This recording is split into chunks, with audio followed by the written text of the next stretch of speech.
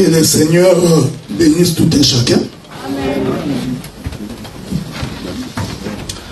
Je suis votre frère, le frère Adélard.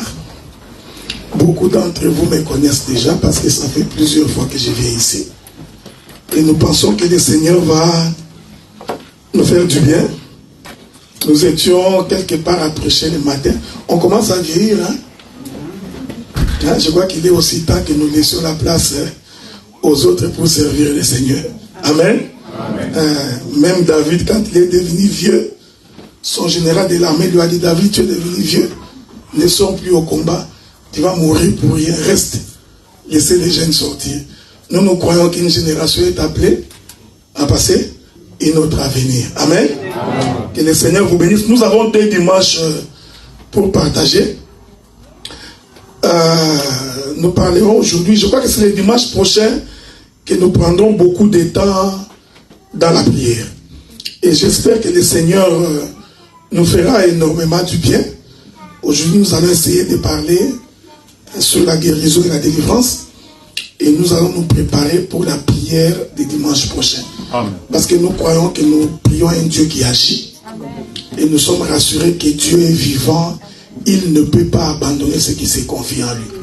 Que le Seigneur vous bénisse. Amen. Dieu ne peut pas t'abandonner, quelles que soient les difficultés, quels que soient les problèmes. Souvenez-vous que ce jour-là, Goliath s'est levé devant Israël. Et Goliath va faire une prière. Il dit: aujourd'hui, nous allons changer le rythme du combat. Généralement, nous combattons ensemble, mais aujourd'hui, nous n'avons besoin que d'une seule personne. Que la seule personne qui va se présenter, qu'il représente tout Israël. Et moi, Goliath, je vais représenter tous les Philistins. Et nous allons nous battre avec cet homme. Et tout Israël tremblait. Personne ne sortait. Même le roi a eu peur. Que Dieu vous bénisse. Amen. Parce que Saoul, c'était le roi que le peuple avait réclamé. Ce n'était pas un roi que Dieu avait donné. Le peuple l'a réclamé. Bon, Dieu dit: puisque tu as réclamé avoir un roi comme les autres nations, je t'ai donné Saoul. Et la Bible dit que sous la pression, Dieu donne dans la colère.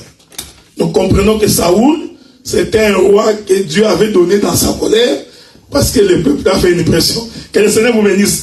C'est pareil dans un couple. Il faut, quand tu es une femme, éviter de faire la pression sur l'homme. Parce qu'il va te donner malgré lui. Parce qu'il n'est vraiment pas content. Mais tellement que tu fais trop de pression, finalement il va te donner. Alors, pendant 40 jours et 40 nuits, Israël était défié par Goliath. Mais Israël avait oublié la promesse qu'au 4e jour de la création, Dieu avait créé le soleil. Et le soleil, Dieu l'avait créé pour chasser les ténèbres. Quand le soleil s'élève, il faut que les ténèbres fuient dans ta vie. Quand le soleil s'élève, il faudrait que la maladie puisse te quitter. Quand le soleil s'élève, il faut que la délivrance arrive. Est-ce que vous me suivez? Ma prière est que le soleil de la justice s'élève dans ta vie, afin qu'une solution soit donnée à ton problème. Bien-aimés frères, n'oubliez pas, tant que le soleil s'élèvera, la lumière pointera dans ta maison. Tant que le soleil s'élèvera, quelque chose va arriver chez toi. Le problème, c'est que reste là où tu es, parce que le soleil va te visiter. Amen. Or, le soleil, étant créé le 4e jour, il représente la tribu de Juda, parce que Juda est le 4e fils de Jacob. Amen. Et à Juda, Dieu avait dit: tu auras les bâtons de commandement, tes frères se prosterneront devant toi. J'ai lu toute ma Bible. Je n'ai pas vu où Israël s'est prosterné devant Juda. Est-ce que vous me suivez? Juda physique comme ça. J'ai lu ma Bible. Je n'ai pas vu où ses frères sont venus se prosterner devant lui. Nous nous posons la question: de quel Juda le Seigneur parlait? Parce que le Juda physique, non. Je n'ai pas vu ses frères se prosterner devant lui. Que la paix de Dieu soit avec vous. J'ai compris. Enfin, le véritable Juda, c'était Joseph. Que le Seigneur soit avec toi. Parce que c'est en Égypte que tout Israël s'est prosterné devant Joseph. Oh, écoutez, frère, écoutez, Joseph, c'était le fils bien-aimé de son père. Est-ce que vous me suivez? La Bible dit, Joseph était le fils que Jacob aimait plus que tous ses frères. Vous savez, même dans une famille, nous on est parents, hein, on n'aime pas tous les enfants de la même manière. Hein? Tu peux te tromper en toi-même, là, toi j'aime tous mes enfants, c'est faux. Tu ne les aimes pas tous de la même manière. Il y en a toujours qui séduit ton cœur, que tu aimes beaucoup. Hein, les mamans comprennent ça. Hein? Joseph, c'est le fils que le père aimait tous, pour deux raisons. La première raison, la Bible dit, parce qu'il a eu cet enfant pendant la vieillesse. J'aime le frère Paul. Hein? Le frère Paul, il dit que la nature elle-même ne vous enseigne pas. Est-ce que n'avez-vous pas remarqué quand on devient vieux, on devient moins rigoureux? Yes. Nous qui avions grandi avec nos parents, quand nos parents étaient jeunes, on l'appelait shérif. Mais le cadet, lui, il blaguait avec les vieux. Parce que les vieux avaient vieilli. Que la paix de Dieu soit avec vous. Quand on vieillit, on devient faible. Amen. Est-ce qu'on est d'accord? Amen. Voilà pourquoi dans la vieillesse, Dieu nous a supportés. Parce que quand il était jeune, il ne peut pas te supporter. Dans la jeunesse, Dieu est colérique. Il a la force. C'est le soleil levant. Amen. Mais quand le soleil se couche, il devient vieux. Il nous supporte dans la faiblesse. Est-ce qu'on est ensemble? Amen. C'est pourquoi sur la croix, quand Jésus est monté, il était monté comme un jeune. Mais il doit mourir comme un vieux. C'est pourquoi la Bible dit, dès qu'il est rendu l'âme, le soleil se coucha. Pour attester qu'il était monté jeune, mais il doit dormir en tant que vieux. Est-ce que vous me suivez? Pendant qu'il est en train de mourir en tant que vieux, il donne naissance à l'église. Yes.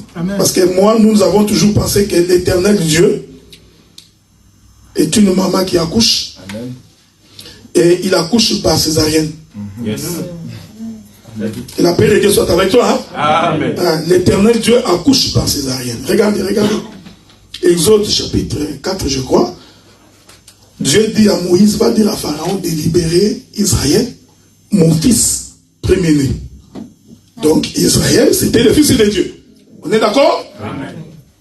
Alors, on délivre Israël. Israël marche. Écoutez, frère. Quand Pharaon a dit à Israël de sortir, tout le temps qu'Israël était en train de marcher, Israël était toujours dans les territoires de Pharaon. Il y a des gens, vous pensez qu'il a cru au Seigneur, qu'il est venu dans l'église. Non, il est toujours dans les territoires de Pharaon. Est-ce que vous me suivez? Hein? Israël est sorti de chez lui, il est sorti, il marchait. Mais il ne se rendait pas compte que jusque-là, il n'était pas encore sorti. Il était encore dans les territoires de Pharaon. Que Dieu te bénisse. Parce que l'Égypte doit souffrir des douleurs de l'enfantement. Je voudrais dire ceci. Tout le temps qu'Israël marchait encore, l'Égypte était dans les douleurs de l'enfantement. Amen. C'est pourquoi toute l'Égypte pleurait. Est-ce que vous me suivez? Hein? Amen. On a fait 9 miracles. Israël n'est pas sorti. Il a fallu le miracle du fils premier-né. Quand les fils premiers-nés sont morts, il y a eu deuil dans tous les pays d'Égypte. Je suis en train de dire, ces deuils-là, c'est une douleur de l'enfantement. C'est l'Égypte qui était en train de souffrir parce que l'Égypte voulait accoucher. Il voulait accoucher qui? Il voulait accoucher Israël. Tu comprends? Ne t'inquiète pas. Tu comprends? Parce que Israël, c'est le fils de Dieu dans le ventre de l'Égypte. C'est ce que toi, tu étais dans le monde. Toi, fils de Dieu, mais dans le monde. Est-ce que vous me suivez? Il faut saisir ça. Donc quand tu sors de l'Égypte, en réalité, l'Égypte est en train de t'accoucher. Amen. Hein? Suivez-moi bien parce que je vais virguler jusque sur la croix. Parce qu'en réalité, sur la croix, frère, c'était l'Égypte qui a accouché. J'aime ça. J'aime ces choses. Ah, toi, tu as toujours lu que c'est Jésus qui a accouché. Je vais te démontrer aujourd'hui que sur la croix, c'était le pays d'Égypte qui était en train d'accoucher. Pourquoi? Parce que le pays d'Égypte, c'est le pays du péché. Tout le monde sait que l'Égypte, c'est le péché. Nous allons sortir de l'Égypte. Est-ce qu'on est d'accord? Donc nous, en tant que fils de Dieu, nous étions retenus dans le péché. C'est ça, être retenu dans le monde. La première chose que Dieu fait dans nos vies, il faut que nous sortions de l'Égypte. C'est-à-dire, il faut que nous abandonnions la vie du péché. On est d'accord, non? Maintenant, sur la croix, quand Jésus était en train de partir sur la croix, l'Écriture dit, Dieu a fait de lui péché. Ah, j'ai compris que Dieu a fait de lui l'Égypte. Parce que l'Égypte, c'est le pays du péché. Est-ce qu'on est d'accord? Donc quand Jésus allait sur la croix, il était en train de porter le péché de l'humanité. Oh, gloire soit rendue à ces dieux-là, qui a accepté que les châtiments tombent sur lui pour que nous puissions avoir la vie. Est-ce qu'on est d'accord là? Que les choses me viennent à l'esprit. Quand il arrive sur la croix, ce qui a été crucifié à la croix, c'est la vie du péché. C'est-à-dire, c'est la mort de l'Égypte. C'est pourquoi tu dois mourir au péché pour vivre la nouveauté de vie. On est ensemble, hein? Donc, c'est pourquoi j'ai dit que sur la croix, c'était l'Égypte qui a accouché. Mais regardez, regardez. Amen. Ils arrivent devant la mer Rouge. C'était le 9e mois de l'Égypte. Il fallait donc que l'Égypte accouche. Laisse-moi dire à quelqu'un, quand Moïse est entré en Égypte, il connaissait les chemins d'entrée.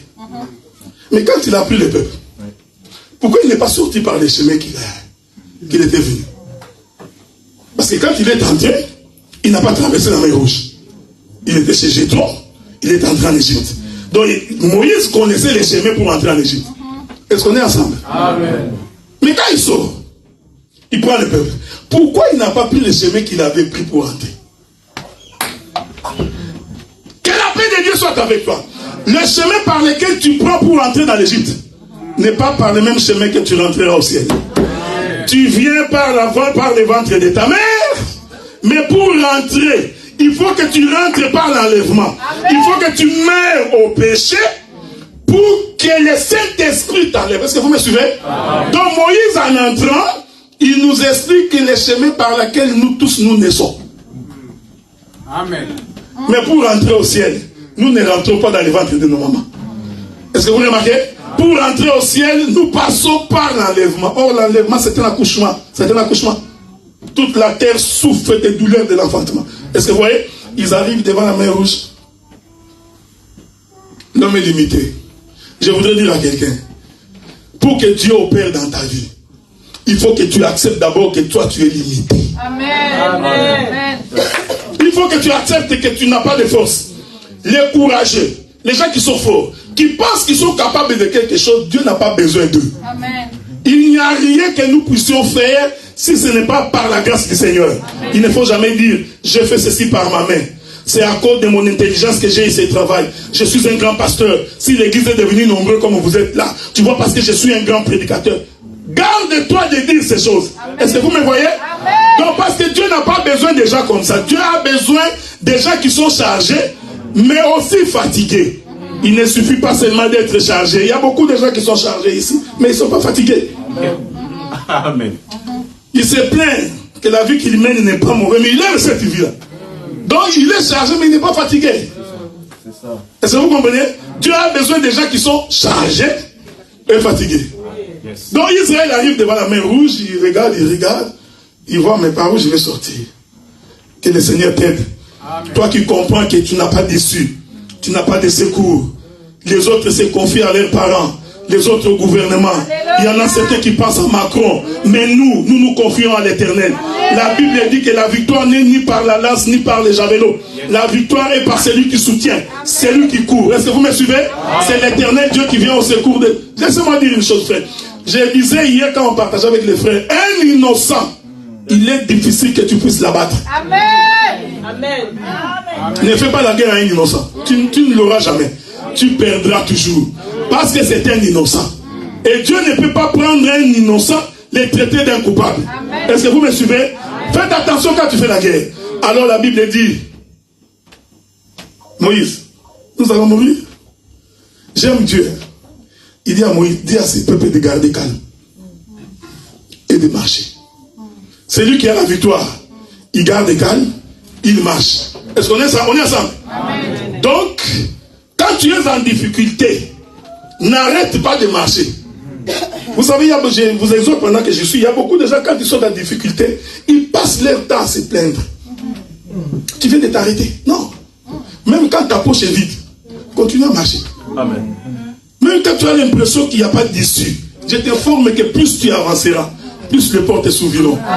Il y a beaucoup de gens qui pensent que la prospérité vient par la prière. Faites attention, frère.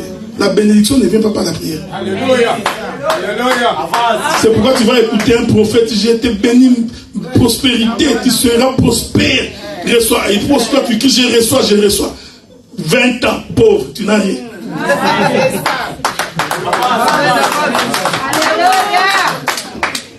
Salomon dit, observez la fourmi. Salomon, il t'a d'aller observer les fourmis. Il dit les fourmis pendant l'été, ils amassent. Pour qu'en hiver, qu'ils ne crèvent pas de faim.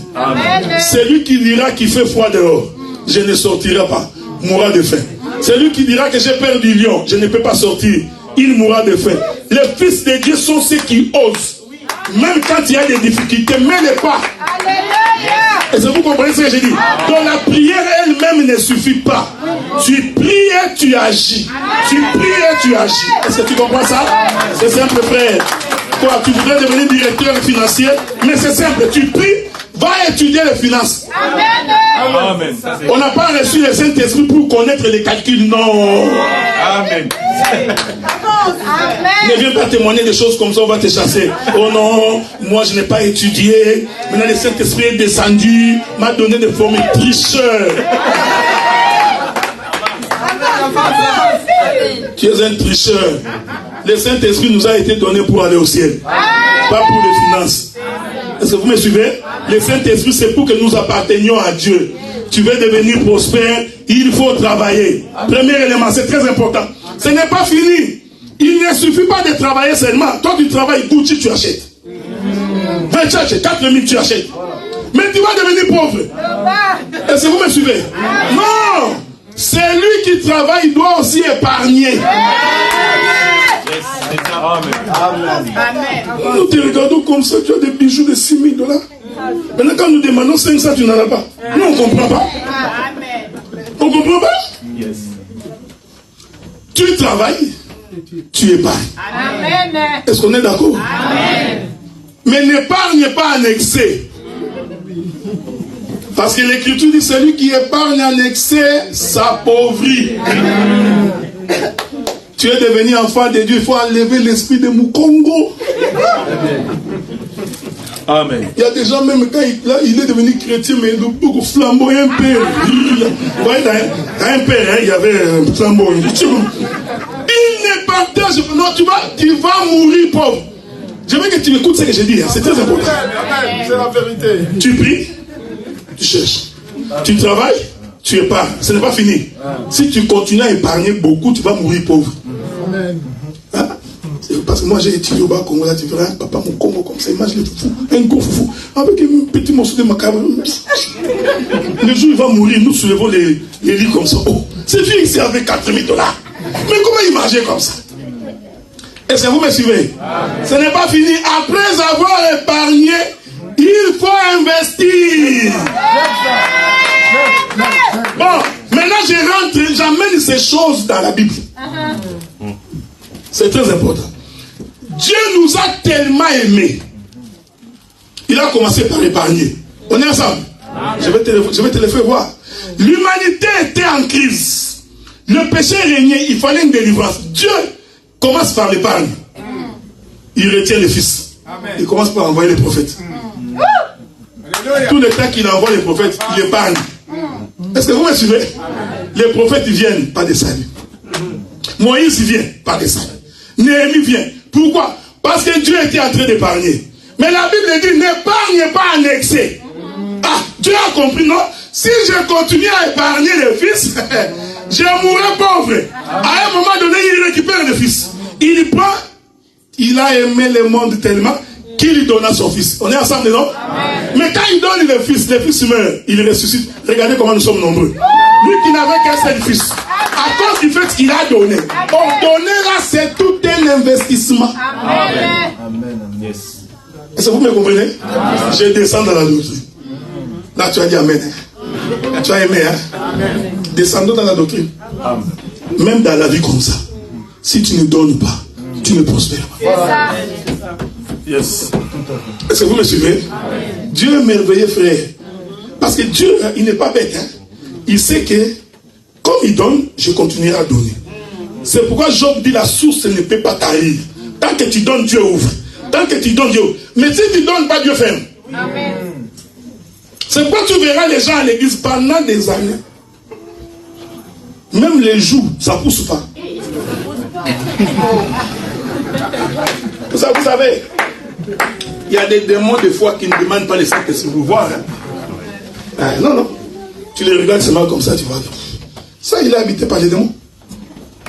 Donc, non. L'Écriture dit, soyez joyeux en tout temps avec le Seigneur. Nous voudrions te voir aussi t'épanouir. Hein? Donc, tu n'es pas venu accompagner les gens. Non.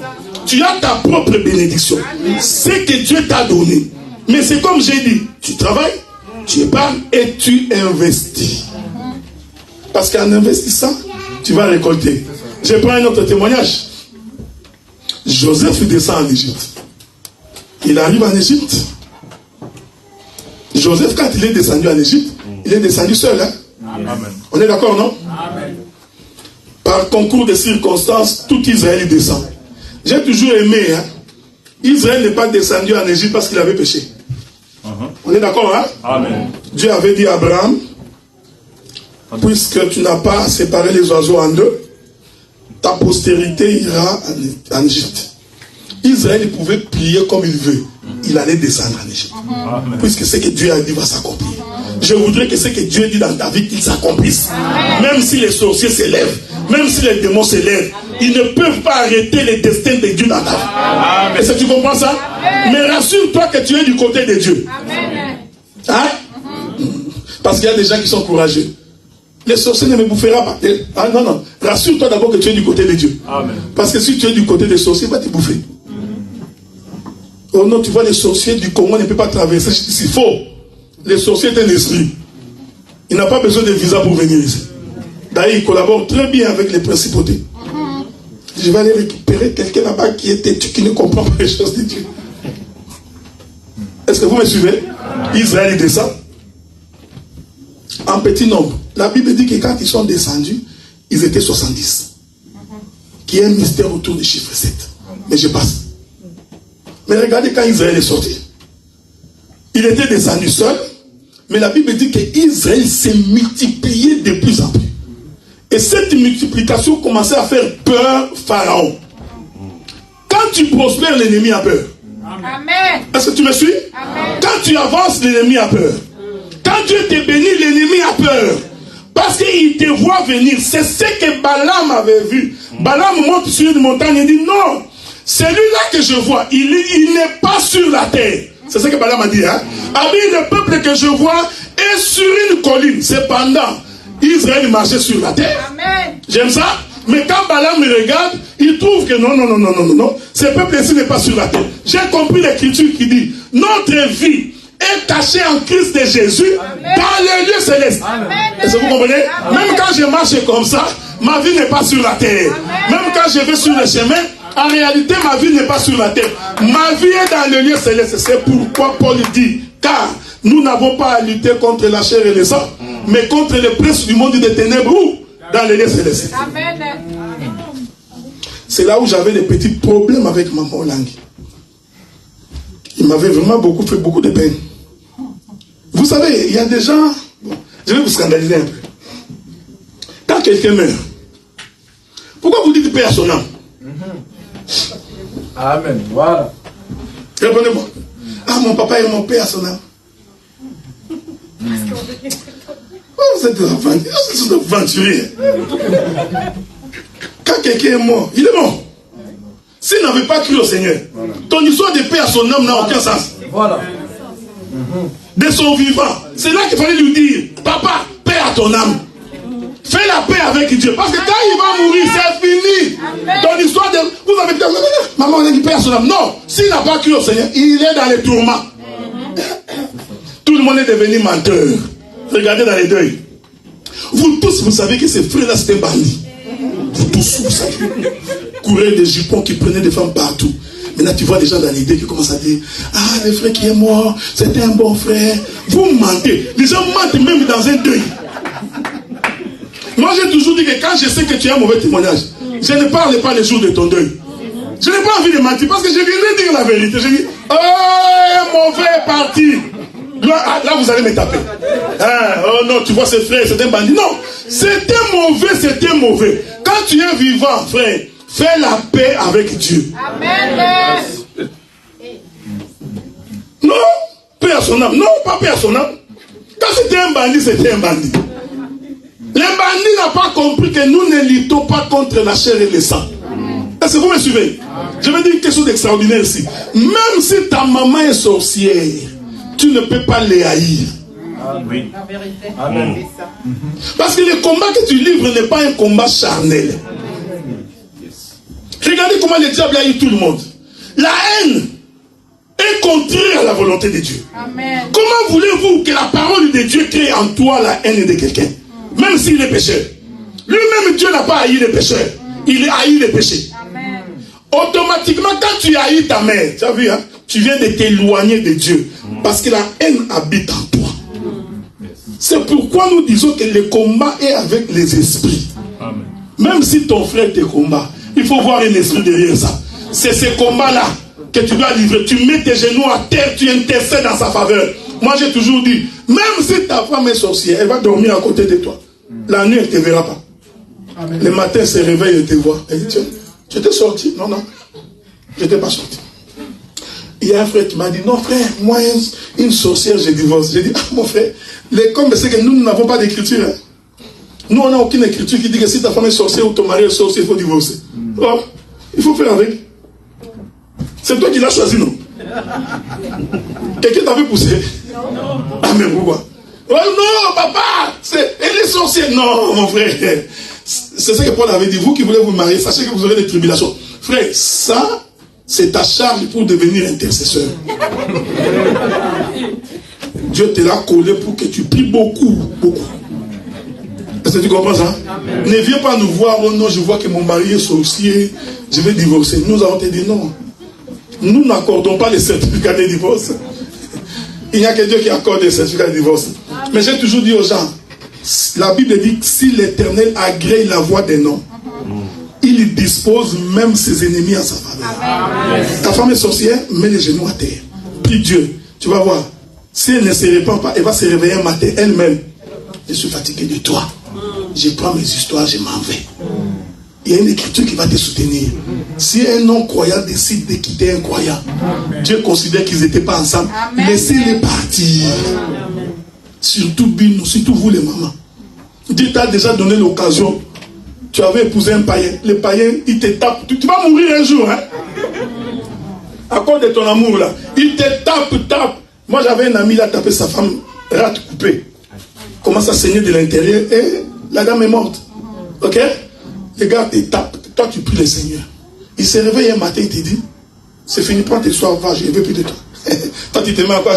Oh, ne me refuses pas, je t'aime beaucoup. Pourquoi tu me fais? Non! Il t'a donné la possibilité de partir. C'est Dieu qui a mis ça dans sa bouche pour que tu puisses partir. Non, toi tu as dit non, j'aime beaucoup cet homme, c'est païen.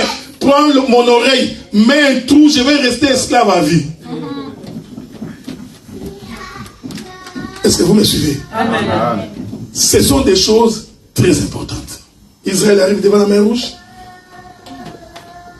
Le vent souffle. En réalité, quand le vent soufflait, Dieu était en train de déchirer l'Égypte. Est-ce que vous me suivez? Amen. Parce que jusque-là, Israël était toujours dans le territoire d'Égypte. Jusque devant la mer Rouge. C'est la mer Rouge qui a fait la séparation entre l'Égypte et Israël. Amen. On est d'accord? C'est ça le baptême. Naître de nouveau. Séparé avec le monde. C'est ça la terre tirée des eaux le troisième jour. Qui se sépare du monde. Mais il faut qu'on déchire l'Égypte. Une fois que l'Égypte est déchirée, Israël est traversé. Ne vous en faites pas, frère. Pharaon a cru qu'il allait aussi traverser. La promesse n'était pas pour lui. Amen. Est-ce que vous me suivez? Amen. Ah, laisse tes ennemis te poursuivre. C'est pas grave. Mais c'est leur propre chute. La Bible dit ceux qui ont levé le poteau pour te crucifier, ils seront eux-mêmes crucifiés sur leur poteau. Amen. Dieu se contentera d'eux. Est-ce que vous comprenez? Amen. Donc Israël sort, c'est le fils premier-né. Jésus l'a fait sur la croix. Quand Jésus porte les péchés, il devient péché. Il devient l'Égypte. Maintenant, il arrive sur la croix. Il faut qu'il accouche. On est d'accord, non? Amen. Voilà. Un soldat vient, il regarde de ce côté. Un bandit là, il n'est pas encore mort. On coupe ses bras, ses os. Il saute Jésus. Je ne sais pas pourquoi il a sauté, mais il a sauté Jésus. Parce que Jésus était au milieu. Il va de l'autre côté. Il vient comme ça, il trouve que Jésus était déjà mort. Non.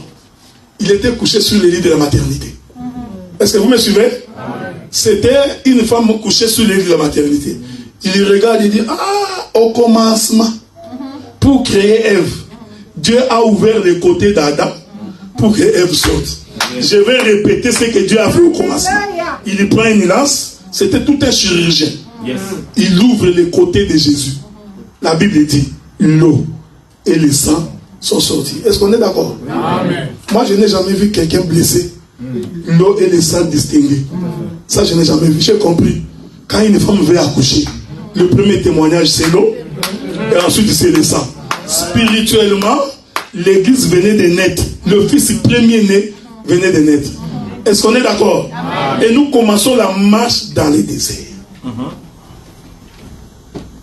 Ne vous en faites pas. J'ai toujours dit aux gens, tous ceux qui sont sortis d'Israël ne sont pas israélites. Amen. Même dans les déserts, il y a des gens qui ont traversé la mer Rouge, mais qui ne sont pas arrivés à Canaan. Amen. Le baptême d'eau n'est pas une garantie que tu vas aller au ciel. Amen. Est-ce que vous me suivez? Amen. Non. C'est le baptême du feu dans les déserts qui va te faire entrer au ciel. Amen. Amen. Sur le chemin, beaucoup ont abandonné. Parce qu'en réalité, ils n'avaient pas reçu l'appel. Je vais dire une chose. Moïse a dit aux enfants d'Israël, cette nuit, vous mangerez l'agneau et vous sortirez. Les Israélites ont informé leurs voisins. Est-ce que vous me suivez? Amen. Les ramassis n'avaient pas écouté de leurs oreilles. Amen. Ils avaient écouté rapporté par les Israélites. Il y a des gens qui viennent dans l'église, non pas parce qu'il a entendu Dieu, non. Mon grand frère va, moi aussi je vais. Comme mon papa vient, moi aussi je viens. Cette église-là, moi je ne l'aime pas. Mais comme mon papa va là-bas, je n'ai pas le choix, il parle trop à la maison. Tu vois, c'est un ramassis. Est-ce que vous comprenez ça? Hein? Parce que si je ne viens pas, il ne va pas payer mon téléphone. C'est pourquoi tu viens? Il y a des gens comme ça. Même dans l'église. C'est pourquoi il faut te tromper toi que ton église locale comme ça, c'est ce qui va aller au ciel. Non! Il commence la marche. Ce sont ces gens-là qui ont semé beaucoup de troubles dans les déserts. Amen. Les gens qui n'avaient pas reçu l'appel. Et l'Éternel a fait un travail dans les déserts pour que ces gens-là soient nettoyés. C'est ça. Moi, j'ai toujours dit ceci comme ça, mon bien-aimé pasteur, docteur Blaise. Quand quelqu'un s'en va, il ne faut pas toujours pleurer. Parce que tu ne sais pas quelle est la voie de Dieu. Il faut prier. Qui peut dire qu'une chose arrive si ce n'est pas l'Éternel Dieu? Amen. Mais comme l'Éternel est vivant, il y a des enfants qui sont nés dans les déserts. En réalité, ceux qui sont entrés en Canaan, ce sont des gens qui n'étaient pas en Égypte. Donc ce sont des gens qui n'avaient pas entendu. Ils n'ont pas vu la mer Rouge traverser. Non. À part Josué et Caleb et la tribu de Lévi. On est d'accord, hein? Amen. Parce que quand on a recensé toutes les tribus, sauf la tribu de Lévi. Nous croyons que Lévi est sorti de l'Égypte jusqu'à Canaan. Amen. C'est l'image du Seigneur Jésus-Christ. Ok? Ils ne sont pas tous morts, sauf Lévi. Donc il y a des gens qui doivent mourir dans les déserts. Et quand on commence à gérer l'église, on commence à comprendre que non. Les gens partent, les gens viennent. Amen. Les gens partent, les gens viennent. Ça va être comme ça jusqu'à ce que le Seigneur viendra. Amen. Une fois que vous avez compris, vous vous concentrez dans le travail pour que le Seigneur continue à vous soutenir. Amen. Les collègues de Moïse, ce sont eux qui s'opposaient à Moïse. C'était leurs amis. Ils étaient ensemble. Moïse, comment tu es devenu prophète? Même Aaron et Myriam a dit, mon frère, non, moi je l'ai avec toi. Avec notre maman. Bon, comment Dieu ne peut que pas? Il n'était pas allé, mais il ne parlait pas à nous. Tous ces gens devaient mourir. Est-ce que vous me comprenez? Parce que c'était les collègues de Moïse. Donc les collègues là, il faut les laisser partir. Même Aaron a pensé qu'il allait entrer. Non. Dieu a décidé, hein, tout près de Canaan. Dieu appelle Moïse, il dit Moïse, regarde, Aaron, il va mourir aujourd'hui. Attends, je vais venir. Je monterai, je descendrai. Il arrive, avant de traverser, hein, il dit Moïse, aujourd'hui, Aaron, ton frère, c'est fini, il va mourir. Appelle-les sur la montagne, appelle son fils Eliezer, tu vas les dépouiller, il mourra là. Tu prendras ses vêtements, tu donneras à son fils. On est d'accord, non? C'est le fils d'Aaron qui a traversé les Jourdains. Restons d'abord dans la prophétie. C'est Aaron-là qui meurt.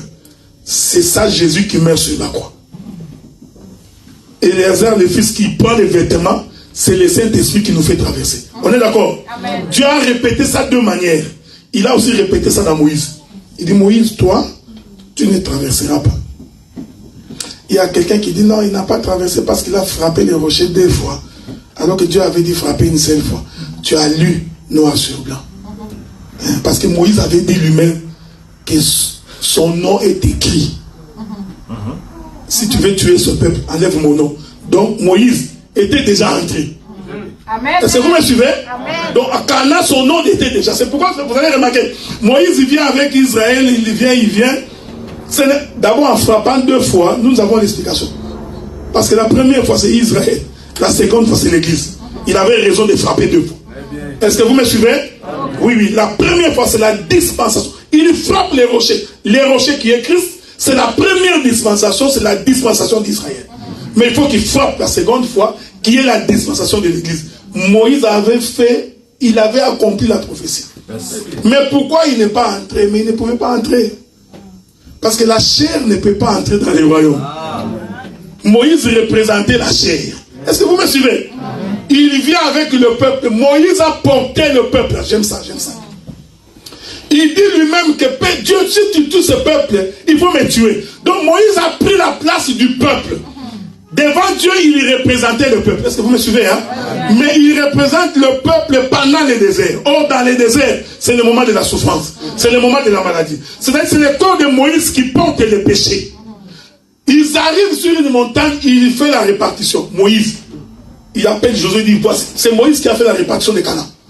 Il dit, là-bas tu mettras le pain, là-bas tu mettras. Et Dieu dit, c'est ici que tu vas mourir. Dieu précise, tu dois mourir pour que Josué les fasse traverser. Nous comprenons que Josué, c'est le Saint-Esprit qui fait traverser. Est-ce que vous comprenez? Amen. Bon, je peux griller les poissons, je peux les frire. C'est Moïse là aussi qui meurt, c'est la dispensation des prophètes, qui est la première dispensation, qui ne nous fait pas entrer dans le royaume. Amen. Il faut que Christ vienne, qui est Josué, pour qu'il nous fasse entrer dans le royaume. On est ensemble? Amen. Je rentre maintenant, parce que c'est important que tu comprennes ça. Tous ceux qui sont morts dans les déserts représentent aussi la dispensation de tous les prophètes. Parce que tous les prophètes sont morts et leur tombeau est là. Est-ce qu'on est d'accord? C'est pourquoi il devrait se retirer quand le véritable arrive. Jean-Baptiste a dit, celui qui vient après moi était avant moi. Je ne suis pas digne de délier ses chaussures. Est-ce qu'on est d'accord? Et quand lui arrive, il doit se retirer. Donc les retraits de tous ces gens-là qui meurent dans... Je suis encore dans la prophétie. Je vais descendre dans la doctrine. C'est la dispensation des prophètes. Mais dans la doctrine, quand on dirige une église, il y a aussi des serviteurs qui doivent vous quitter s'ils ne sont pas des dieux. Amen. Ça, il ne faut pas rêver. Est-ce que vous me suivez? Quand vous avez des serviteurs qui ne sèment que des troubles, moi j'ai la confession qu'un prédicateur est un fils de paix. Amen. Amen. Partout où il va, il doit s'aimer la paix. Amen. Partout où il prêche, quand il sort, on doit dire un fils de paix est passé dans cette vie. Mais quand un serviteur passe, il sème les troubles. C'est un ramassis qui doit mourir dans le désert.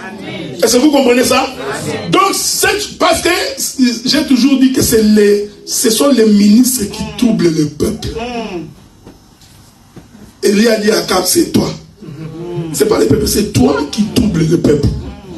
Quand les ministres étaient troublards, le peuple est dans les troubles. C'est pourquoi dans les collèges de serviteurs, s'il y a un troublard, il faut les chasser. Il ne faut pas avoir pitié. Il faut lui dire, mon frère, tu sèmes les désordres, va. Nous avons besoin de fils de paix. Est-ce que vous me suivez? Les gens qui ne sont là que pour chercher des problèmes. Lui ne voit pas les bons côtés, il ne voit que les mauvais côtés. Alors que tout le monde voit les verres à moitié pleins, non, lui ne voit que les verres à moitié vides. Donc lui, du côté de plein, il ne voit pas. Il ne voit que des gens comme ça, il faut les chasser. C'est comme ça que je vous avais dit, il ne faut pas avoir honte. Vous avez une charge ministérielle, Dieu vous a confié une mission, il faut avoir les deux pieds dans les bottes. Les troubles faits.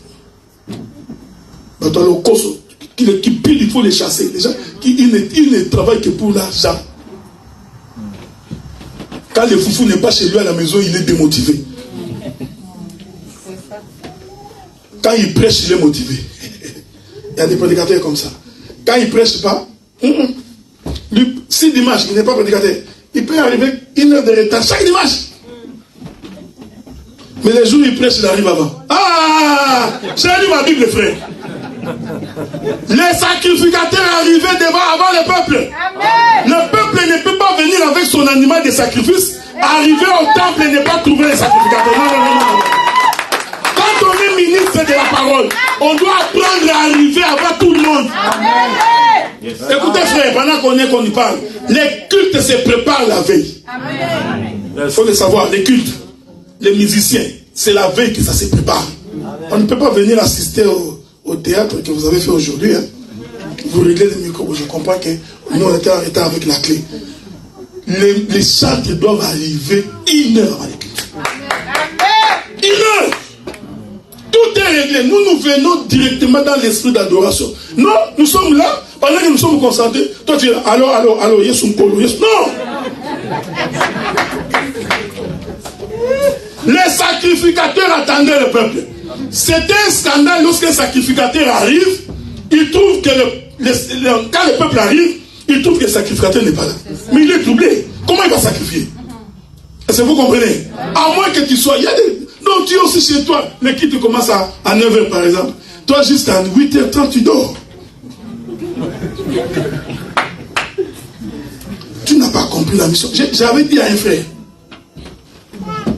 le ministère de la parole, ce n'est pas seulement prêcher. Amen. Ce n'est pas seulement conduire le culte. Le ministère de la parole, c'est la charge de l'église. Amen.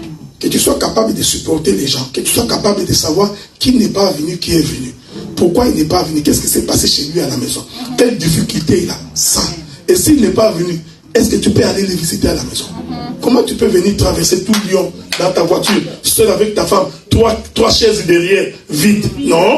Appelle tes frères qui prennent les bus, prends-les, viens avec eux. Est-ce que vous me suivez? Amen. Quand Joseph s'est retrouvé en Égypte, Joseph n'avait pas compris pourquoi Dieu l'avait envoyé en premier. Il avait envoyé en premier pour que les jours où ses frères descendront, qu'ils puissent les accueillir. Quand Dieu t'est béni, il t'est béni pour nous. Amen. Pour que quand nous sommes en difficulté, on peut venir chez toi. Mais toi, tu es béni. Voiture, 7 places. Toi et ta femme. Oh, 5 places vides.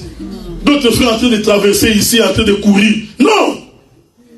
Tu dois savoir qui habite sur ma direction. Qui n'a pas de transport. Je vais aller les chercher. Vous ne perdez. Ce n'est pas parce qu'il est monté que le carburant va augmenter. Et puis tu vas voir un frère. Il va prendre ses frères pour l'amener à l'église. Il leur demande de payer le carburant. Ndoki. Sorcier. Sorcier. Frère. Il faut penser à ton frère. Hein. Mais frère, toi tu es allé à l'église, non? C'est avec le même carburant. Parce que tu me prends, il faut que je paye. Amen. Ton frère. Est-ce que tu feras ça à ton frère physique? Impossible. Tu vois? Est-ce que vous me suivez? Amen. J'ai des dimanches, je ne suis pas pressé. Hein? Amen. Alors la Bible dit que Élisée arrive, il croise une femme. Il pose la question à cette femme-là. Qu'est-ce que tu veux que je fasse pour toi? Je veux que tu m'écoutes et t'entends, je vais finir dans 15 minutes. La femme dit, ce que j'ai dans ma maison, ce n'est qu'un vase d'huile. Que la paix de Dieu soit avec toi. Personne ne vient chez Dieu mais vide. Ça n'existe pas. Tout homme qui vient sur la terre, il vient avec quelque chose de la part du Seigneur. Amen. comme vous êtes là, chacun de vous a un don qu'il a reçu là. Tu ne peux pas être chômeur ici. Non.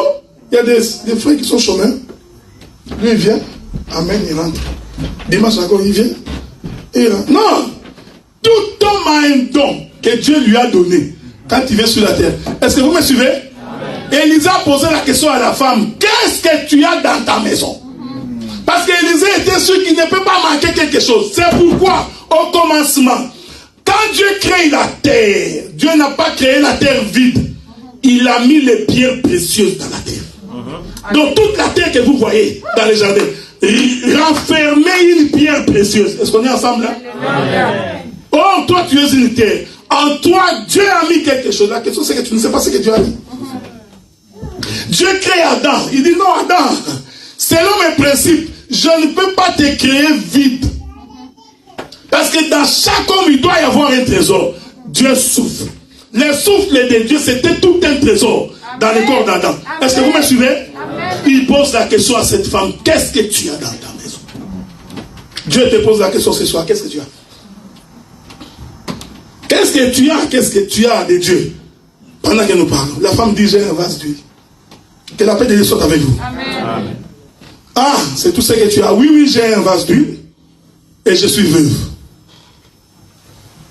J'ai toujours dit aux gens, il y a des gens qui disent, oh non, l'Éternel est Dieu. Je ne sais pas si ce verset-là vraiment existe. L'Éternel Dieu est le mari de veuve. J'ai cherché le verset, mais je crois que ça n'existe pas. La Bible dit plutôt qu'il est le soutien des veuves. Bon, si Dieu est le mari de veuve, alors toutes les femmes d'Afghanistan vont aller au ciel. Parce que leurs maris sont morts dans la guerre, ils sont des veuves. Dieu est devenu leur Dieu. Donc si tu veux entrer au ciel, fais mourir juste ton mari. Amen. Si c'est comme ça, non? Amen. Dieu est le mari de veuve, non? Est-ce qu'on est ensemble? Tu vois la Bible, frère? C'est pourquoi un vrai juif ne mange pas n'importe où. Même quand on a récupéré Moïse, on l'a renvoyé chez sa mère pour être allaité par sa propre mère. Car un juif ne boit pas le lait où, n'importe où. Toi, tu vois une femme prostrée qui parle, je vais téter. Tu têtes n'importe où. Tu vas attraper la diarrhée. Un véritable enfant de Dieu doit connaître qu'est-ce que Dieu a mis en lui. Il dit non, j'ai un vase. J'aime la précision de cette femme. Je n'ai pas seulement un vase. J'ai un vase d'huile. On est d'accord? Que le Seigneur vous bénisse alors. Amen. Jérémie dit ceci. Rentrons dans la maison du potier. On est d'accord? Allons voir comment le potier est en train de faire des vases. Quand il fait un vase, il trouve que ça ce n'est pas bon.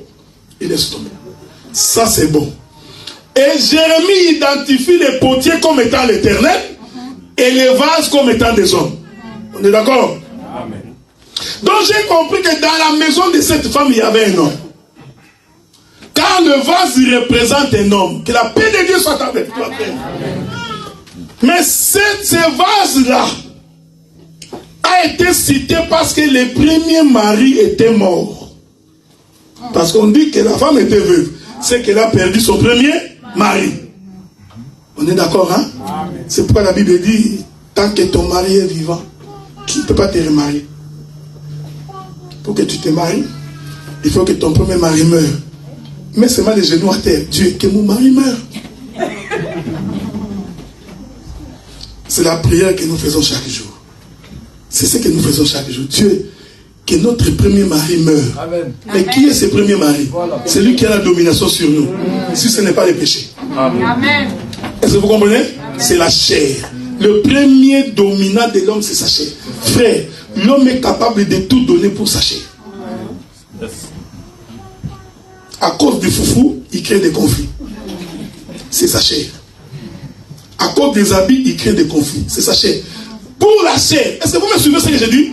Donc pour la chair, l'homme est capable de tout. Quand tu entends quelqu'un qui dit, frère, ne blague pas avec moi. Toi, tu me connais. Tu penses que c'est quoi? Son ego de chair. Il veut blaguer avec moi, j'ai étudié. Hein? C'est sa chair. C'est ça le premier ennemi de l'homme. Est-ce que vous me suivez? C'est pourquoi l'Écriture dit, faites mourir les désirs de la chair. Que vos membres charnels meurent. Est-ce que vous croyez ça? C'est lui le premier mari qui doit mourir. Parce que tant que tu n'as pas sacrifié ta chair, le Seigneur Jésus-Christ ne peut pas t'épouser. Voici la raison pour laquelle la première chose que Dieu demande à tout chrétien, c'est d'abord d'abandonner la vie du péché. Quand un prédicateur n'a pas horreur du péché, c'est un faux prédicateur. Amen. L'Éternel Dieu ne peut pas bénir un peuple qui vit encore dans le péché. Est-ce que vous me suivez? Dieu, avant de te bénir, il doit d'abord te délivrer du péché. Une fois que tu es délivré, il te bénit. Donc les vases qui étaient dans cette maison-là représentaient le deuxième mari. Ces vases-là représentaient le Seigneur Jésus-Christ. Est-ce que vous me suivez? C'est pas fini. Mais dans ces vases, il y avait lui. On est d'accord? Alors un bandit va se réveiller, un bandit. Il va aller acheter l'huile d'olive. Il va appeler ça l'huile d'onction. Il va commencer à répandre sur tes vêtements. L'onction de Dieu descend sur toi. Il va aller lire Exode chapitre 30. Exode chapitre 30, Dieu donne la composition de l'huile d'onction. Ce n'est pas moi, c'est la Bible. C'est pourquoi beaucoup de gens font des choses, ils ne lisent pas. Dieu a donné 5 plantes qui composent l'huile d'onction. On est ensemble? Amen. J'avais dit quelque chose que j'avais dit là-bas quelque part. L'huile d'onction n'est composée que de plantes. Ce n'est pas l'huile d'animal. Ce n'est pas l'huile de porc. Pas de vache. Composée uniquement de plantes. On est ensemble? Amen. Amen. Le roi Nabucodonosor pose la question à Daniel et à ses compagnons. Qu'est-ce que vous mangerez? Ils ont dit, nous ne mangerons pas la viande. Nous ne mangerons que les légumes et nous ne boirons que de l'eau. On est ensemble, non? Amen. Donc Daniel et ses compagnons, à Babylone, ils étaient des herbivores. Ils ne mangeaient pas la viande. Ils ont dit, non, laissez-les manger la viande. Mais nous sommes les fils d'Adam. Notre père, avant le péché, il mangeait de l'herbe. On est ensemble, non? Amen. Dieu avait dit à Adam, tu auras pour nourriture toute herbe. Tous les animaux mangeraient de l'herbe. Donc Adam, avant le péché, il ne mangeait pas la viande. C'est pourquoi vous avez vu, il y a une église qui est née au Congo qui s'appelle Liloba. Des aventuriers qui ne comprennent pas. Ils ont dit, nous n'allons pas manger la viande. Non! La Bible dit que manger tout ce qui se va au marché sans motif de confiance. Ils n'ont pas compris pourquoi là-bas on mangeait de l'herbe. Matthieu chapitre 13 verset 10 répond à la question. Ta parole est une sémence. Tout ce qui est herbe est une sémence. Tu mangeras l'herbe ayant en elle les sémences qui portent le fruit. Donc au commencement, l'homme ne mangeait que de l'herbe. On est ensemble, non? Amen. C'est pourquoi l'huile d'onction est composée de 5 plantes. Exode chapitre 30. Donc quand on extrait l'huile d'onction, en réalité ce qu'on avait extrait venait des plantes. On est ensemble, non? Amen. C'est merveilleux. C'est cette huile qui était dans un vase. Or, l'huile d'onction, Luc chapitre 4 répond. Jésus dit, l'Esprit du Seigneur est sur moi. Et il m'a... Ouais. Il vient de confirmer que l'Esprit est lui. Est-ce que vous me suivez? Amen. Ce n'est pas moi, c'est Jésus qui confirme. L'Esprit du Seigneur est sur moi et m'a... Ouais. Donc il confirme que l'Esprit du Seigneur c'est de l'huile d'onction. Voilà pourquoi dans cette dispensation, tous ceux qui ont le Saint-Esprit, ils ont l'huile d'onction avec eux. Ils ont l'onction de Dieu. Ils n'ont pas envie d'aller prendre encore l'huile physique, commencer à appliquer. Est-ce que vous me suivez? Amen. C'est cette huile-là qui était dans la maison de cette femme-là, dans un vase, qui représente Jésus rempli de l'Esprit. Je vais donner une autre écriture. Jésus vient pour se faire baptiser. On est ensemble, non? Amen. Que Dieu vous bénisse. Vous savez, moi, j'aime quand j'ai la révélation comme ça me fait du bien. Je trouve, moi, je vais aller au ciel, frère. Amen. Non, moi, je vais au ciel. Je suis sûr au ciel. Donc, c'est bon. Quand Jésus venait pour se faire baptiser, alléluia, Quand Jean-Baptiste l'a regardé, il a vu l'animal. On est d'accord, non? Amen. Il dit, voici l'agneau de Dieu qui ôte les péchés. Ça, c'est un animal. Jean dit, non. Moi, je ne peux pas te baptiser. Jésus dit, non, mon frère. Je suis une herbe. Est-ce que vous l'avez encore vu? Jean-Baptiste a vu l'animal, l'agneau. Oh, nous savons, ce qui sort de l'eau, ce sont les plantes. Parce que quand la plante reçoit l'eau, elle doit germer. Je suis dans le livre de Genèse chapitre 2. Aucun arbuste des champs ne germait encore parce que la pluie n'était pas tombée. Est-ce que vous me suivez? Amen. Donc quand il prend le contact avec de l'eau, il vient de changer de nature. Ce n'est plus un animal, il devient un grain qui est tombé à terre. Est-ce qu'on est ensemble? Voilà pourquoi quand il sort, pour confirmer qu'il est une herbe, il fallait que le Saint-Esprit descende sous forme d'une colombe. On est ensemble, non? Or, le Saint-Esprit qui descend, nous avions défini ici que c'est l'Esprit. C'est l'Esprit qui venait entrer dans ses corps. On est ensemble, non? C'est-à-dire les vases qui portent l'huile. Je voudrais dire à quelqu'un, quand tu n'as pas le Saint-Esprit, tu n'appartiens pas au Seigneur. Amen. Voilà pourquoi nous prions que Dieu te baptise du Saint-Esprit. Parce qu'aucun homme ne peut te baptiser du Saint-Esprit. Nous pouvons te baptiser d'eau, mais le Saint-Esprit, il n'y a que Dieu qui peut te baptiser de cela. Il n'y a que Dieu qui peut donner. On est ensemble, non? Amen. Maintenant, la femme dit au prophète, dans ma maison, moi la veuve, je n'ai que le vase et l'huile. Il voulait dire, je n'ai que le Seigneur Jésus-Christ rempli du Saint-Esprit. Il dit maintenant, écoutez, va chercher d'autres vases. Cherche les vases qui sont vides. Est-ce que vous me suivez? Donc la prédication venait de commencer. Parce que jusque-là, la femme ignorait avec qui elle était dans la maison. Est-ce que vous me suivez? Cette femme avait les vases. Ici, je vais essayer de... Parce que je suis dans l'assemblée des premiers-nés. Déjà qui comprennent les Écritures, je n'ai pas honte pour parler. Amen. Est-ce que vous voyez? Là où j'ai prêché le matin, j'étais un peu... Mais ici, regardez. Ces vases-là existaient dans cette maison avant qu'Élisée ne vienne. Mais la femme ne savait pas que les vases étaient dans la maison. On est d'accord? Cela veut dire que tant que les vases étaient là, et que la femme n'avait pas encore la connaissance de ces vases-là représentaient les sacerdoces de Moïse. On est ensemble? Parce que c'est au travers des sacerdoces de Moïse que nous comprenons le Seigneur. Donc, on ne peut pas prêcher Jésus si l'on ne parle pas d'abord de la loi, des psaumes et des prophètes. Donc, dans cette maison-là, ces vases-là représentaient tout un sacerdoce. Mais lesquels sacerdoce n'étaient pas encore révélés. Jusqu'à ce qu'Élisée va lui dire, en réalité, ce que tu as est une richesse. Bien-aimés frères, avoir le Seigneur dans sa vie est toute une richesse. Amen. Il dit maintenant, sortez. Va chercher les autres vases. J'ai compris. Quand la femme sort avec ses enfants pour aller chercher les vases, c'est toute une prédication. Oh, ils étaient en train d'annoncer l'évangile. Oh, est-ce que vous me suivez? Amen. Donc c'était toute une assemblée de prédicateurs. C'était des ministres qui cherchaient des vases. Pourquoi cherchaient-ils des vases? Pour que les vases soient remplis de l'esprit.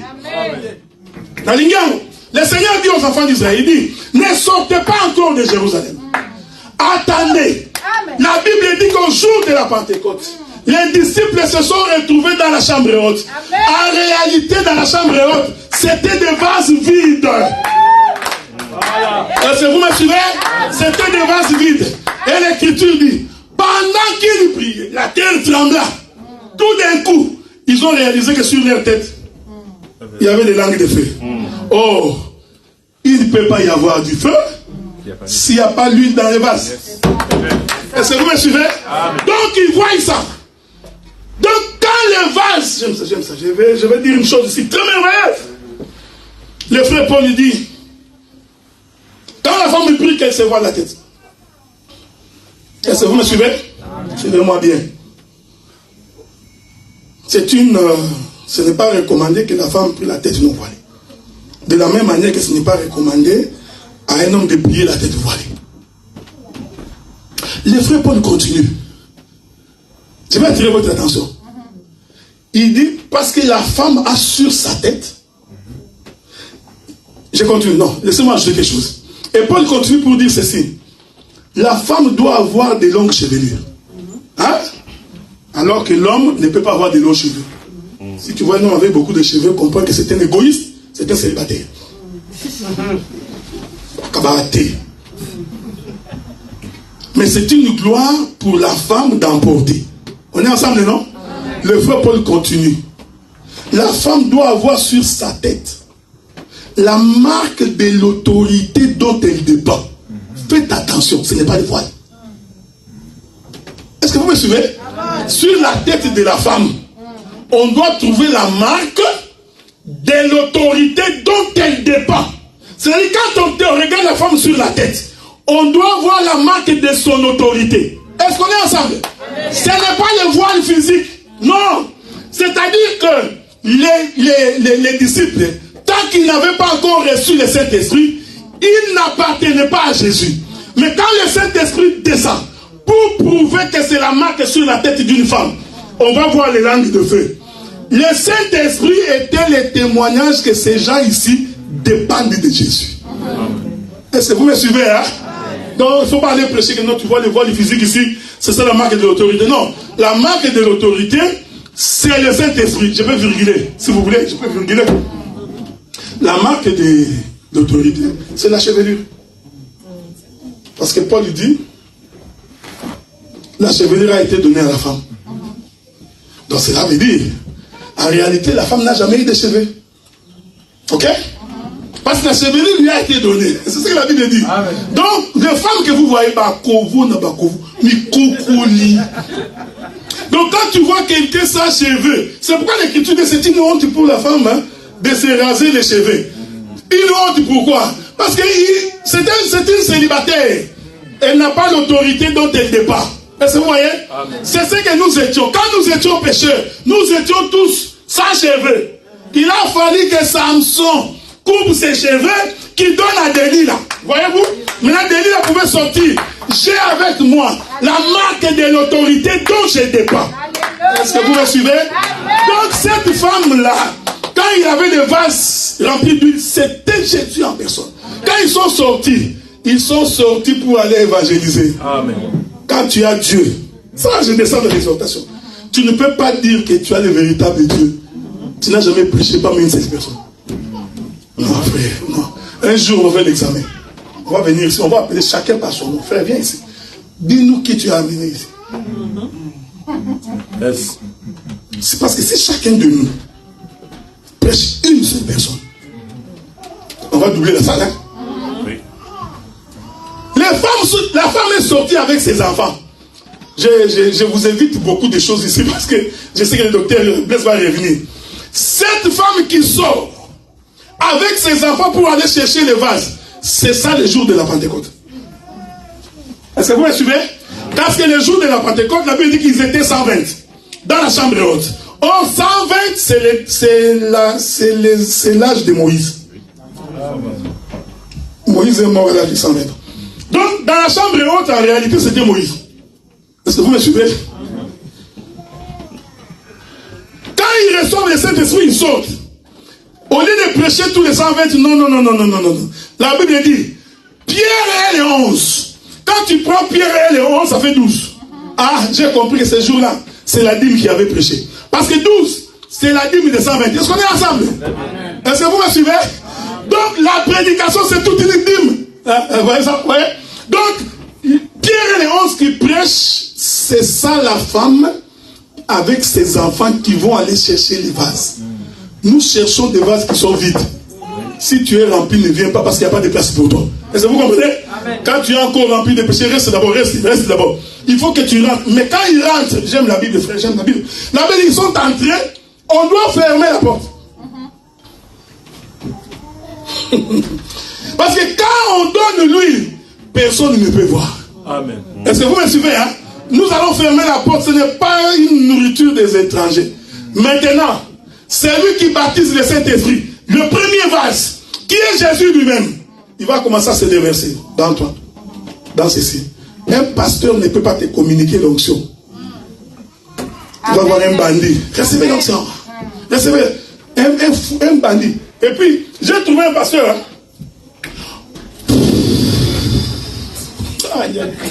Tu vois une maman là-bas.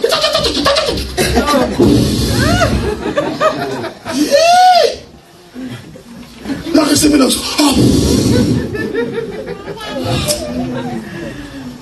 Écoutez sa réponse. Quand Jésus est entré dans la chambre haute, il a soufflé. Recevez les Saint-Esprit. Mais je vous ai dit que c'est le premier vase qui donne l'onction à tout le monde. Amen. Toi, le vase de pierre ne peut pas donner l'onction à Paul. Amen. Le vase de pierre, j'aime ces choses. Le vase de Barthélemy ne peut pas se déverser dans Jean. Je voudrais dire, frère, c'est lui qui nous a fait serviteurs de l'Éternel. Il n'y a que Dieu seul. C'est lui notre Père. Un autre prédicateur ne peut pas devenir notre Père. Jamais. Jamais, frère.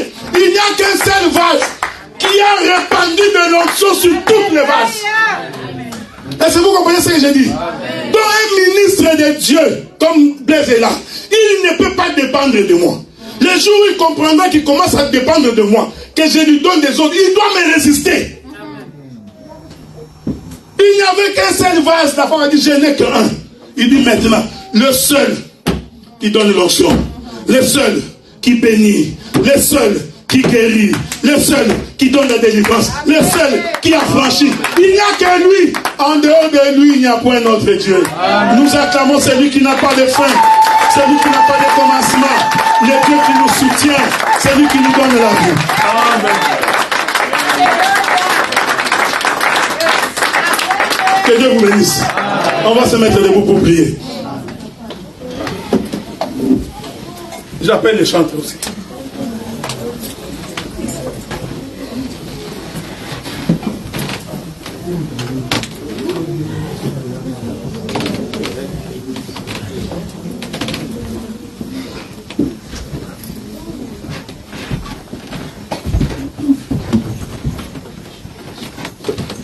Dieu fait avec ce que tu as.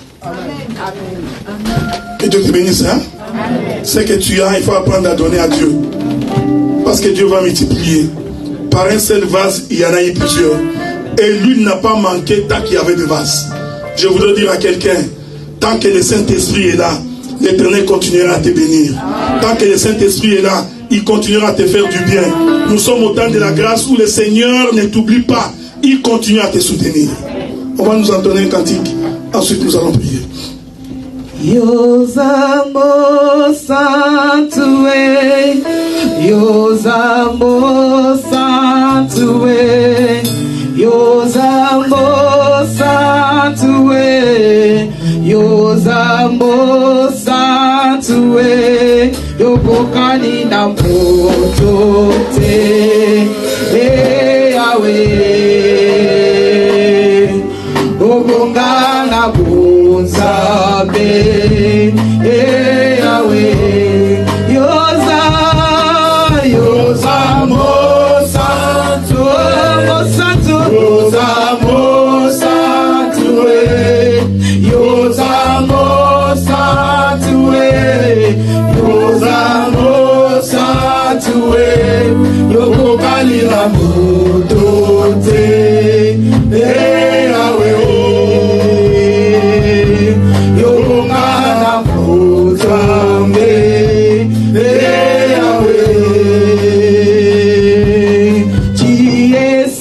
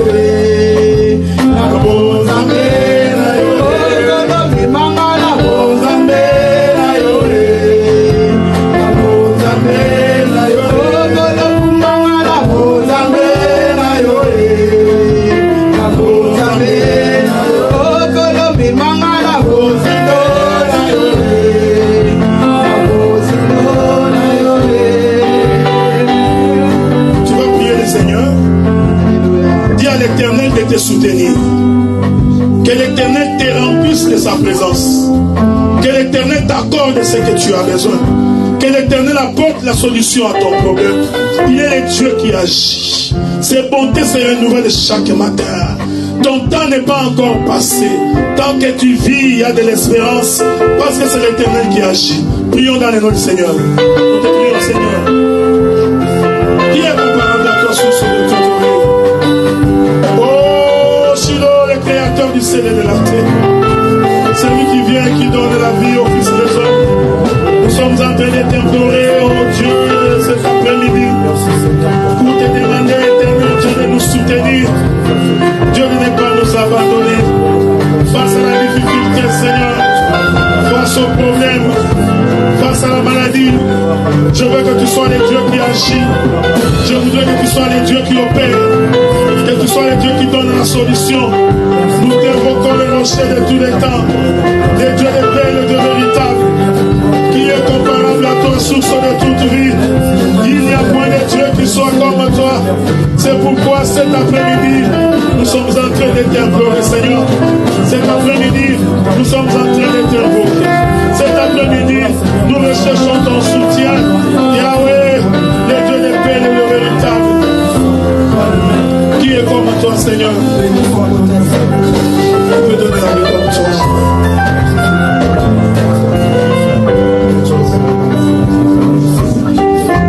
Éternel Dieu notre Père, créateur des choses visibles et invisibles. Il n'y a point de Dieu qui soit semblable à toi. Il n'y a point de Dieu qui puisse sauver comme toi, Seigneur. Tu es la réponse à toutes les questions que nous pouvons avoir. Tu es la solution à tous nos problèmes, éternels Dieu des armées. Tu as les véritables murs de lamentation. Nous avons les fronts, Seigneur, touchés vers toi, afin que tu agisses. Éternel Dieu, opère un signe dans la vie de mon frère, pour qu'il sache que tu es Dieu. Opère un signe dans la vie de ma soeur, pour qu'il reconnaisse que tu es le Seigneur. Donne le témoignage à un frère en ces lieux, pour qu'il acclame ton nom. Donne le témoignage à une soeur en ces lieux, pour qu'il célèbre, Seigneur, ta grandeur. Éternel Dieu, notre Père, tu as dit dans ta parole que les envoûtements et les enchantements ne peuvent rien contre Jacob. Je menace tout esprit diabolique et satanique, les esprits d'envoûtement, tout esprit pessimiste, tout esprit de subjectivité, tout esprit rétrograde. Je suis en train de vous menacer par le nom de Jésus. En ton nom, Jésus, je menace les esprits de mort, les esprits de maladie. Sur la croix, tu as porté toutes nos malédictions. Et tu as attesté en disant qu'il n'y a aucune condamnation pour tous ceux qui sont en Jésus. Je proclame la liberté dans la vie de mon frère. Je proclame la liberté dans la vie de ma soeur. Dieu de gloire, que nous sentions que tu es le Dieu qui agit. Que le ciel s'ouvre. Que le ciel s'ouvre maintenant, Seigneur. Que ta puissance, Seigneur, qui donne la vie, se répande dans ces lieux. Nous le déclarons par le nom de Jésus. Par le nom de Jésus. Que la paix entre dans la maison de mon frère. Que la paix rentre dans la maison de ma soeur. Quand il rentrera chez lui, qu'il dise que le Seigneur m'a visité. Qu'il chante tes louanges à cause de ce que tu fais. Que ses lèvres proclament tes bontés à cause de ce que tu as accompli. Tu es le Dieu qui nous a donné la vie, qui a fait en sorte que les flèches de l'ennemi ne peuvent pas nous atteindre, Seigneur. Lorsque l'ennemi nous poursuit, c'est toi qui ralentis ses pas et tu nous rends inatteignables, Seigneur Dieu de toute gloire. C'est toi qui fermes la bouche de nos ennemis. Leur langue s'attache à leur parler afin qu'ils ne puissent pas nous maudire. J'ai béni ces noms-là. J'ai béni les noms de l'Éternel parce qu'il n'y a point de Dieu qui soit comme toi. Que la gloire te revienne au nom de Jésus, notre Seigneur et notre Sauveur. Amen. Est-ce qu'on peut acclamer le Seigneur?